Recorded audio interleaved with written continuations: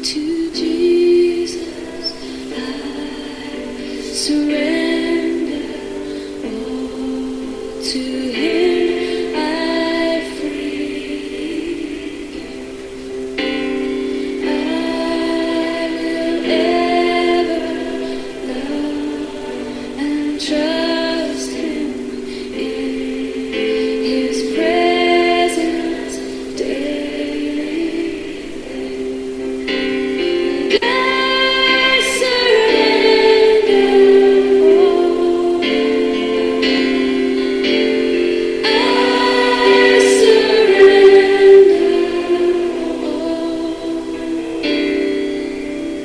all to Thee, my blessed Savior. I surrender. Je vous raconte une petite histoire. La sira, cette biographie prophétique. Cette biographie prophétique, j'ai failli utiliser un mot extrêmement grossier pour la décrire, parce que elle vaut pas plus. Et je vais vous dire pourquoi. Cette biographie prophétique, on appelle la sira de Ibn Hisham. Alors, juste, je vous explique très rapidement la sira d'Ibn Hisham d'où elle vient.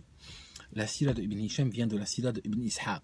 Ah, ok, il y a deux gars en enfilade, l'un derrière l'autre. Ils n'ont pas vécu à la même époque, l'un derrière l'autre. Je vous explique. La sira, cette biographie, le premier qui l'a écrit, ce n'est pas Ibn Hisham. Celui qui l'a écrit, c'est Ibn Ishaq. Encore très important la différence. Ibn Ishaq écrit une sira. Mais il l'écrit dans quel contexte, Ibn Ishaq? Est-ce que c'est comme ça? Il s'est dit, tiens, je vais écrire une biographie de prophète? Non, pas du tout. Mais pas du tout. Pas comme ça. Pas comme ça. Il faut s'intéresser aux livres, d'accord? Vous voulez faire un travail d'histoire, ben intéressez-vous aux livres. Comment il a été écrit? Dans quel contexte? Ben, je vous explique. Alors, Ibn Ishaq, donc l'auteur original du livre, a été convoqué par qui, à votre avis? Eh bien, par le calife. Par le calife abbasside, le deuxième calife abbasside. Alors, il est convoqué, il arrive chez lui, et le calife abbasside lui dit: tu vois cet enfant, tu le reconnais? Il dit: oui, c'est votre enfant, l'émir des croyants. Ils se faisaient tous appeler émir des croyants. Hein. Alors il lui dit: c'est votre enfant. Et qu'est-ce qu'il lui dit, le calife? Est-ce que vous ne voulez pas lui écrire une histoire qui serait l'histoire du monde depuis Adam? Voilà, ça commence comme ça. Ça commence par un livre pour enfants, cette histoire. Ibn Ishaq, je veux dire, quand c'est le calife qui te demande, tu vas pas dire non. Ibn Ishaq, c'était bon, un petit auteur comme ça, il avait écrit 2-3 trucs, donc bon, il peut pas refuser le marché. Donc, il dit bien sûr, je vais le faire. Et donc, il part, il quitte le calife, et il va le faire. Et il va le faire pour de l'argent. Attention, j'arrive. Ce calife qui a demandé ce livre, c'était qui? Ce calife, c'est le deuxième calife abbasside. Il a régné, je crois, 15 ans. Son prédécesseur de sa même famille, son père a régné 4 ans. Et le premier calife abbasside, donc son propre père, celui qui a régné 4 ans, on l'appelait As-Saffah. On l'appelait As-Saffah, ça signifie le sanguinaire. Pourquoi? Parce que quand il est arrivé au pouvoir, il a massacré tellement de gens qu'il a mérité ce surnom sanguinaire. Même les gens des tombes, il les sortait. Il torturait même les morts des tombes. D'accord? Sa spécialité pour laquelle il est rentré dans l'histoire, il massacrait des gens à la baïonnette ou au couteau, et cependant qu'il mourait, il étalait dessus une très grande nappe et il posait des festins et il mangeait. Il adorait manger, il aimait bien manger, sur une nappe, en dessous de laquelle des humains sont en train d'agoniser et de saigner. Voilà le genre de famille, n'est-ce pas? Vous comprenez? Le genre de dynastie qui a commandé le livre de ce livre-là. Voilà, ça c'est le premier point. Donc, Ibn Ishaq va écrire le livre. Il revient chez le calife, il dit voilà, j'ai écrit le livre. Alors il écrit un livre, il commence à... Alors il a pris le calife au mot. Quand il lui a dit écris-moi l'histoire du monde depuis le début, ben, il a écrit depuis Adam. Donc il commence depuis Adam. Et il raconte depuis Ève et Adam, il arrive. Et en fait, il met des poèmes, enfin à peu près tout ce qu'il trouve. Ça fait un livre immense. On dirait qu'il tirait à la ligne. On dirait qu'il était payé au mot en fait. Donc il écrit un gros livre. Et il arrive chez le calife, il le montre. Le calife est un petit peu choqué. Il dit ok, je comprends, mais là le livre est un peu gros, surtout qu'il est fait pour un gamin à l'origine. Donc il dit est-ce que tu peux pas me faire une petite raccourcir un peu. Attention, le prophète des musulmans ici, dans ce livre-là, n'est que un sujet parmi tellement d'autres. D'accord, ce n'est pas vraiment le sujet du livre. Hein. Le sujet du livre parle plus de guerre et de tuerie qu'autre chose. Hein. Pas de tuerie, de guerre. Et tu parles même des noms des chevaux qui étaient dans telle guerre, les noms des prisonniers qui étaient dans telle guerre, etc., etc. Et 3/4 des trucs, il les ramène de sa tête. Hein, d'accord. Alors, quand le calife n'est pas content, Ibn Ishaq, qu'est-ce qu'il fait? Il part, Ibn Ishaq ibn Yassar, il part. Et qu'est-ce qu'il fait? Il réécrit le livre. En fait, il fait un résumé du livre. Voilà. Et donc, il fait une sorte de résumé de son livre original. Ok. Le calife est content, il le paye, l'histoire ne dit pas combien. Et on arrive, je vais dire peut-être 60 ans plus tard, 50 ans plus tard, arrive Monsieur Ibn Hisham. Ibn Hisham, il trouve le livre de Ibn Ishaq. Et à partir de là, il veut écrire l'histoire, la biographie du prophète. Alors qu'est-ce qu'il fait? Il arrive dans ce livre, mais il trouve énormément de choses qui n'ont rien à voir, il trouve des poèmes, il trouve des trucs. Donc il commence lui-même à enlever. Il enlève, et il rajoute lui aussi. D'accord? Et le livre lui-même, quand on lit la préface du livre de Ibn Hisham, il dit lui-même que dans son livre, il ne peut pas être honnête. Alors, il dit pas je peux pas être honnête, mais il dit clairement dans ce livre, je raconte ce que je peux, comme je dis de mémoire, je raconte ce que je peux. Je sais pas si je l'ai ici. Non, je n'ai pas l'intro. Mais trouvez-le, c'est juste la préface. C'est pas une page qui se trouve au milieu, c'est vraiment le début, quoi. Il dit, alors qu'il parle du prophète Mohammed, il dit qui est Mohammed, fils de, puis il arrive jusqu'à Adam, donc comme a fait Ibn Ishaq. Et après, il dit, dans ce livre, je ne peux pas tout raconter. Il y a plein de choses que je ne peux pas raconter parce que il y a des gens qui n'ont pas envie de l'entendre, d'accord, ou qui pourraient prendre mal que je le raconte. Donc déjà, il explique qu'il n'est pas 100% libre, d'accord. Il ne va pas dire non plus qu'il y a des choses qu'il raconte pour faire plaisir à certains, mais au moins il a l'honnêteté de dire qu'il y a des choses qu'il ne peut pas raconter. Et il écrit ce livre, ce qu'on appelle Sirat Ibn Hisham. Mais en fait, c'est Sirat Ibn Hisham d'après Ibn Ishaq. Mais en réalité, même la Sirat de Ibn Hisham, le prophète apparaît comme un personnage secondaire dedans. Et chaque fois qu'il est évoqué, c'est juste pour raconter des saloperies sans nom.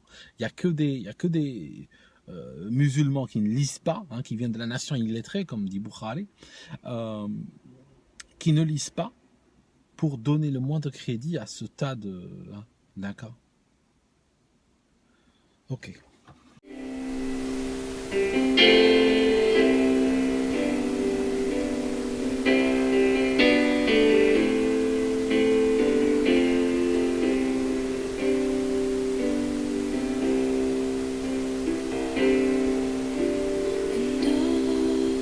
To Jesus I surrender, all to Him I free. I will ever love and trust Him in His presence daily. Alors, As-Sarim al-Masloul de Ibn Taymiyyah, qui les sunnites appellent Cheikh al-Islam, n'est-ce pas? Celui-là, c'est l'islam à fond de Damas et de Bagdad, hein, d'accord? Juste pour vous expliquer. Alors, je prends la page 59 et je vous montre un type de relation qui peut exister entre un calife et un raconteur, comme par exemple Ibn Ishaq. Regardez ce qui se passe. Je vous le montre ici. Comme ça, cette partie, j'en suis sûr qu'ils lisent l'arabe peuvent arrêter ici et la lire. C'est en autre définition, donc vous pouvez arrêter et lire à l'écran sans problème. Alors, qu'est-ce qu'il dit? Je vais vous lire en arabe et en français. Donc cette histoire est racontée par un certain Ali ibn al-Madani. Ali ibn al-Madani, c'est quelqu'un de très important chez Bukhari et tout ça, ils prennent beaucoup de hadiths de lui. Il dit: Dakhaltu ala amir al-mu'minin faqala li. Je suis rentré chez l'émir des croyants et il m'a dit. Regardez ce que dit l'émir des croyants, le calife. Regardez ce qu'il dit au gars. Ata'rifu hadithan musnadan fi man sabba an-nabi fayuqtal? Excellent. Il dit: est-ce que vous connaissez un hadith qu'on attribue au prophète et c'est quelqu'un qui a insulté le prophète et qui est tué pour ça? Regardez le calife, la question qu'il pose. Jamais vu une question aussi précise. Il lui dit clairement: est-ce que tu peux me raconter une histoire avec un bien attribué, avec un isnad très solide, ça signifie une chaîne de narration solide, où quelqu'un a insulté le prophète et il s'est fait tuer pour ça? D'accord? Comprenez? Il est en train de lui mettre les paroles dans la bouche. J'imagine, c'est un calife abbasside. J'imagine très facilement que le calife a été, je ne sais pas, on a fait une caricature sur lui, ou on a dit une blague dans un marché, ou on l'a critiqué, ou il y a un opposant qui a dit un truc, et il a envie quoi? Il a envie de le tuer. Donc il a besoin d'un exemple, parce que ces gens-là se prétendaient être l'émir des croyants. Donc l'émir des croyants ne doit agir que par un exemple prophétique. Il a besoin d'exemples prophétiques pour agir. Voilà. Donc, que dit donc le gars qui s'adresse la question, donc Ali ibn al-Madani? Il dit oui, bien sûr, mais il peut dire que oui, il ne peut pas dire non. Alors, je lui ai parlé de ça, donc il lui donne un exemple. Il y a un homme qui était en train d'insulter le prophète, puis le prophète a dit qui s'occupe ou qui règle le compte de mon ennemi? Et puis vient Khalid ibn al-Walid et il a dit moi je le ferai, moi je lui règle son compte. Le prophète le lui a envoyé et donc il l'a assassiné. Et donc l'émir des musulmans, l'émir des croyants, donc le calife, n'arrive pas à croire sa chance. Il dit: t'es sûr que la chaîne de narration est solide? Il lui dit oui, elle est très solide cette chaîne de narration. Et il lui dit voilà, elle a été racontée par un tel, c'est des gens célèbres. Et là, la chute, mes amis, là, il y a une chute absolument extraordinaire. Je l'ai mis en carré, comme ça ceux qui lisent l'arabe peuvent la lire. Regardez, ce que j'ai mis en carré, ce que j'ai encadré, s'il vous plaît. Lisez-moi ça. Regardez. Si vous avez un grand écran, ça va apparaître énorme dans votre salon. Ça va apparaître énorme. Qu'est-ce qu'il dit? Fa'amarali bi alfa dinar. D'accord? Amarali bi alfa dinar. Ça signifie que le calife a ordonné qu'on me donne 1000 dinars. D'accord? Voilà. C'est comme ça qu'a été écrite l'histoire du prophète. Voilà. Donc, ce qui se passe, il a reçu 1000 dinars. 1000 dinars à l'époque, c'est comme si je vous dis 100 000 euros aujourd'hui. D'accord? Le gars a reçu 100 000 euros sur canapé pour raconter une histoire. D'accord? Ça lui a pris 2 minutes à raconter, il a pris 100 000 euros sur canapé.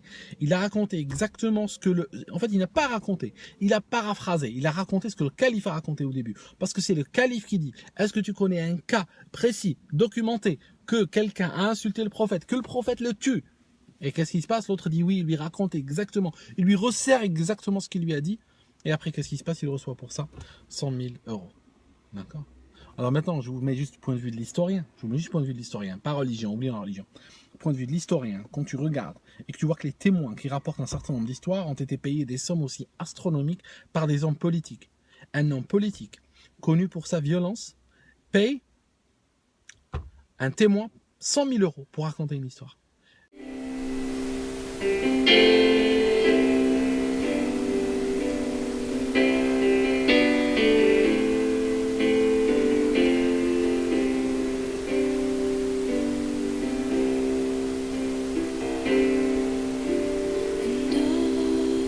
To Jesus I surrender, all to Him I freely give.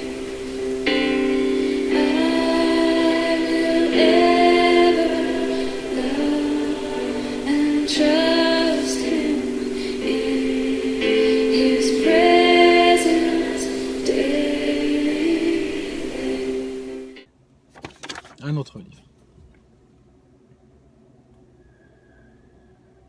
Alors, ce livre, il a été écrit par Ibn Hajar al-Asqalani. Ibn Hajar al-Asqalani, un pilier du sunnisme, un pilier.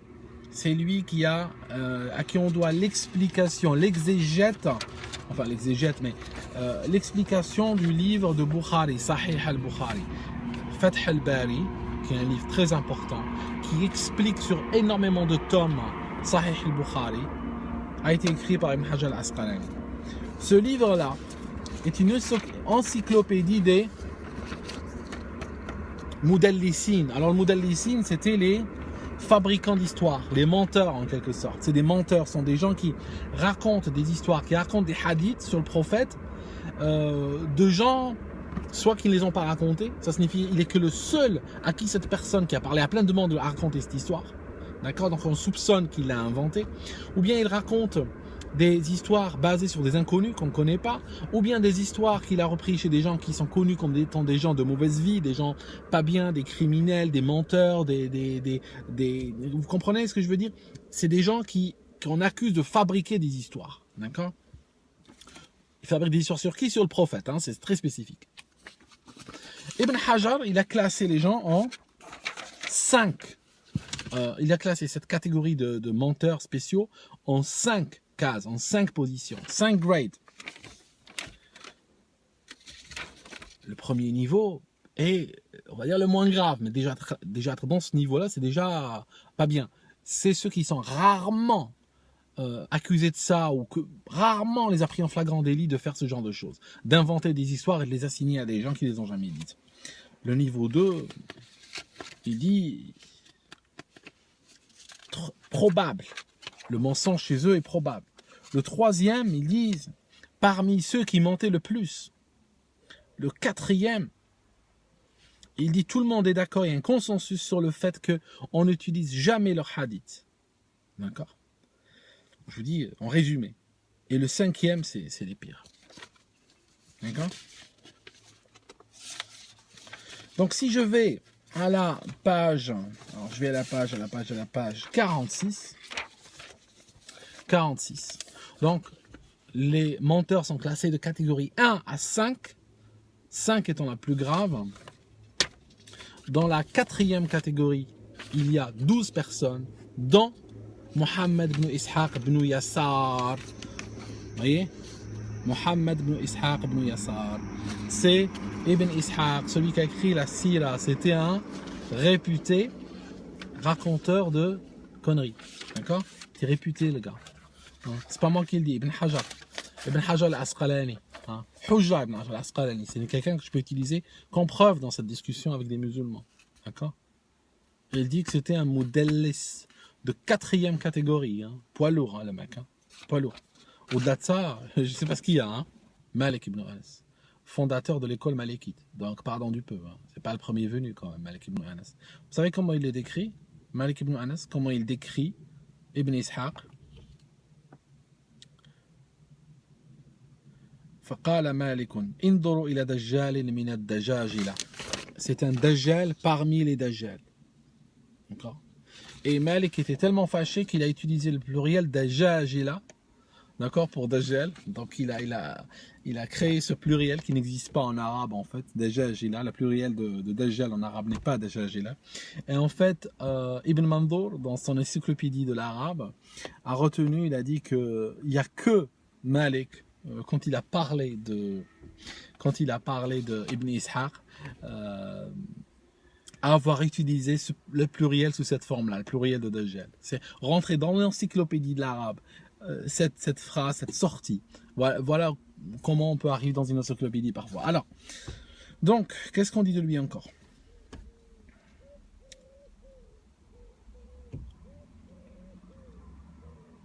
Il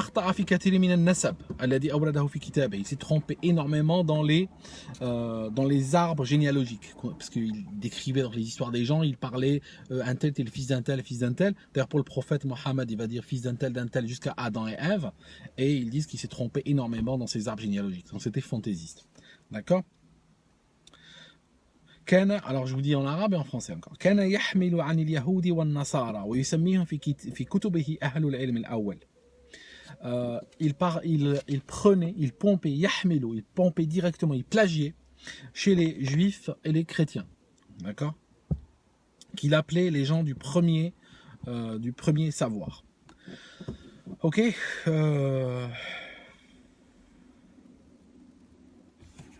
voilà. Ça, c'est une petite partie de la vie de Monsieur Ibn Ishaq.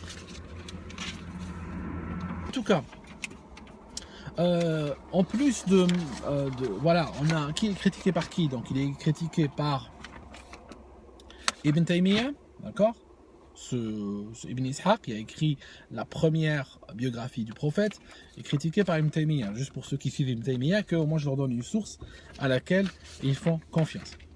Il est critiqué par Malik ibn Anas, fondateur de l'école malikite, qui le traite de Dajjal, d'accord? C'est énorme. J'avais une autre source où il y a Ahmad ibn Hanbal, le fondateur de l'école Hanbalite, qui le traite lui aussi de menteur. J'ai, comme je vous ai dit, Monsieur Ibn Hajar al-Asqalani, qui le met en 4e dan de menteur. Ah voilà. Là. Si vous regardez dans la dernière ligne là, il cite Ahmad ibn Hanbal, qui critique, qui confirme que ce gars c'est un modèle. C'est un menteur qui raconte des choses que les gens n'ont pas racontées. Donc déjà sur les 4 écoles sunnites, j'en ai déjà 2 qui le traitent de menteur. C'est énorme, hein? J'ai Ibn Taymiyyah, j'ai Ibn Hajar al-Asqalani, je sais pas ce que vous voulez, quoi. Parce que je viens de vous raconter, Cheikh Al-Albani, qui a consacré toute sa vie à l'islam, n'était pas sans savoir, d'accord? N'était pas sans savoir ce que je vous ai raconté aujourd'hui.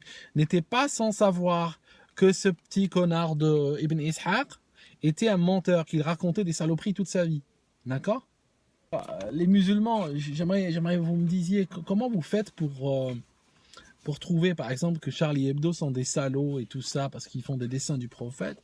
Et comment vous trouvez que c'est des gens fiables ceux-là? Je veux dire, ça c'est pas du Charlie Hebdo, ça c'est du...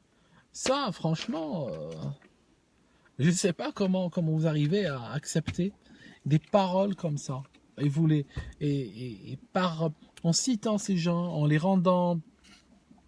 Vous leur donnez de la crédibilité, vous comprenez? Et vous validez les saloperies qu'ils ont écrites sur votre prophète. D'accord? Donc, voilà. Si vous avez une sira d'Ibn Ishaq, enfin la sira d'Ibn Ishaq reprise, corrigée par Ibn Hisham, parce que la sira originale d'Ibn Ishaq est partie, elle a disparu, il n'y a personne qui l'a. Fini. Terminé. Ibn Hisham l'a vu quand il est arrivé 50 ans après, il l'a vu pour écrire son livre. Mais le livre original qu'il a vu lui-même et qu'il a utilisé, lui est perdu, hein, c'est clair. D'accord. J'insiste que Ibn Ishaq n'a jamais rencontré le prophète. Hein. Je crois qu'il est né lui-même 70 ans ou 80 ans après la mort du prophète. Okay. Donc voilà mes amis. Tout ce qui est dans cette sira, c'est de la poubelle en barre. Je vous le dis. Du point de vue de l'historien, ça ne vaut strictement rien. D'accord? Voilà. Si vous voulez savoir la sira du prophète, il faut chercher ailleurs. Si vous trouvez... Hein.